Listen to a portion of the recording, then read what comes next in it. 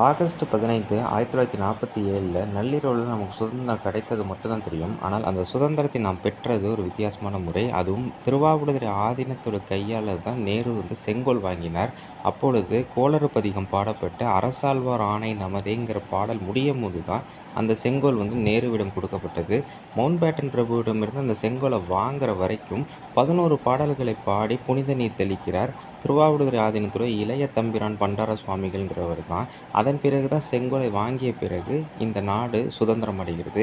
அப்பொழுது கூட அரசாழ்வார் ஆணை நமதேங்கிற திருஞான சம்பந்தர் பாடிய பாடலான கோளறு பதிகம் பாடி தான் இன்றைக்கி இந்தியா சுதந்திரம் பெற்று இன்று வரை நன்றாக இருக்கிறது. அந்த அளவுக்கு சுதந்திரத்திற்கும் நிறைய சமுதாய புரட்சிகளை தமிழர்கள் வழியாக தான் நம்ம கொண்டு போயிருக்கோம். ஆனால் இன்றளவும் இந்த செய்தி மறைக்கப்பட்டு தான் இருக்குது. இந்த தகவலை எல்லாருக்கும் பரப்புவோம். சுதந்திர நாளில் இது தமிழர்கள் மட்டுமல்லாது இந்தியாவில் உள்ள ஒவ்வொருத்தருக்கும் இந்த செய்தி தெரியணும்.